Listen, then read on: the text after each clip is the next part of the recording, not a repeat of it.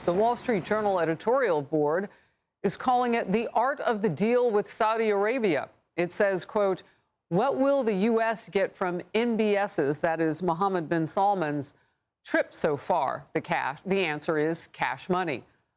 A strengthened U.S.-Saudi relationship is good news. From China and Israel to Yemen and Iran, there's much the Saudis can do for America. That's the end of the quote. Republican Senator Marsha Blackburn of Tennessee, member of the Judiciary and Finance Committees, and she's also a candidate for Tennessee governor. We welcome her into the focus. Thanks for being with me. First of all, how critical is this deal? And we want to put a fine focus on American families in this investment. Yes, indeed. And when we talk about jobs growth and higher paying jobs, Harris, this is a part of that, a $1 trillion investment, and choosing to be a partner, whether it's economically or in the region, a partner with the United States. Those are tremendous steps for our nation. It is a win for President Donald Trump and his administration, and we look forward to hearing more, learning more about the specifics. Well, and you know, there has been some talk, the president brought it up, we don't know what it will look like or if it will happen, but the welcome that we covered here on the Faulkner Focus yesterday, Senator, was as warm as the president got in the Middle East. And so would the Saudis consider joining the Abraham Accords? We don't know. But does this warm up that process, knowing that they're investing so much in America? Harris, it does warm up that process. And I think even beyond that, it shows that the entire region is realizing the impact and the importance of President Trump's leadership.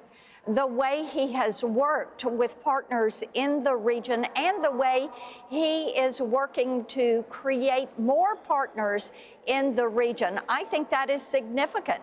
When you look at how the U.S. and President Trump and his administration have worked with Israel, this sends a message. And many times I use the word team as an acronym. It's something my mom always did. Together, everyone achieves more. And you have participants in that region, nations in that region, who are looking to President Trump, recognizing that leadership and wanting to be a part of prosperity and peace in the region. I wrote down in my notes, Senator Blackburn's sweet mother was an influencer early on. That's critical to winning that kind of team intelligence that you're talking about. Well, let me get to this. Right now, there's more alarming and even shocking details coming out about the FBI's investigation into Thomas Crook's attempted assassination of President Trump. 2 congressmen involved in the House investigation say the FBI stonewalled their probe from the very beginning. And that includes not sharing any files about Thomas Crook's reportedly disturbing social media posts where he repeatedly called for political violence. His reported online presence includes this video of him pretending to fire a handgun. And he posted also about being strongly pro-Trump to extremely anti-Trump. Here's White House Press Secretary Caroline Leavitt. Those questions are definitely deserving of answers, and I understand why the public wants those answers, and I believe the president does too. And so why don't we have them? You know, it's a good question, and it's one I'd like to see the answer to, and I think all Americans would. The New York Post editorial board is arguing America needs a fresh investigation of would-be assassin Thomas Crooks and the FBI's bungled first probe. Are you shocked that we wouldn't get a better look into a man suspected of trying to kill the president?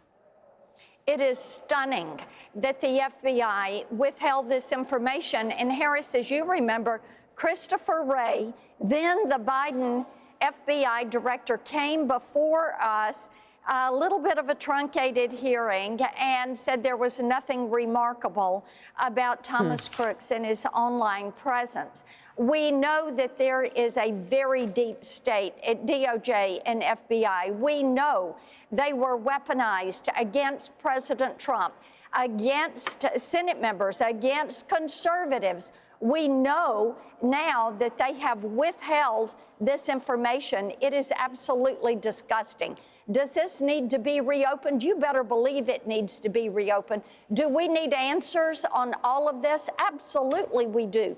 Does the president deserve answers? Absolutely he does. The American people deserve answers, and we are not going to stop until we break this deep state apart.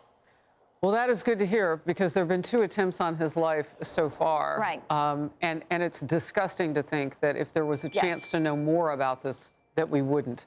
All right. Well, critics are going after 6 Democrat lawmakers in particular over this plea to members of the military and intelligence communities. Watch this. This administration is pitting our uniformed military and intelligence community professionals against American citizens. Our laws are clear. You can refuse illegal orders. You can refuse illegal orders. You must refuse illegal orders. No one has to carry out orders that violate the law or our Constitution. We know this is hard. Okay, you caught that, right? Refusing military orders. That would be treason. Reaction, as you might imagine, swift and fierce. Libs of TikTok posted, Democrats are encouraging members of the military to commit treason and defy orders from Trump. And Republican Senator Eric Schmidt says, sounds a little subversive to democracy-ish. Your thoughts on this? Well, indeed, I think that Secretary Hegseth was right. They have stage 4 Trump derangement syndrome. And it is inconceivable that you would have elected officials that are saying to uniformed members of the military who have taken an oath to protect and defend that they would defy the orders that they have been given to execute their mission. I find it inconceivable, but that is what they have chosen to do, and we will see what the response to them from Democrats. You know, Harris, I talk to Tennesseans every day. I did a telephone town hall last night. People want to see respect for the rule of law. They are appreciative of our nation's military and of the work they do to protect our nation. And I find this just so disturbing that they would say, defy the orders if you do not like the orders. I don't think they consider the slippery slope of what that does to an already unpopular Congress. We know that all of Congress doesn't ride high in the percentages of popularity, and this takes away the trust. I mean, that is, it's untenable. Senator, I'm always glad when you're in focus. Thank you very much. Happy to join you. Thank you. Hey everyone, I'm Emily Campagno. Catch me and my co-hosts Harris Faulkner and Kaylee McEnany on Outnumbered every weekday at 12 p.m. Eastern, or set your DVR. Also, don't forget to subscribe to the Fox News YouTube page for daily highlights.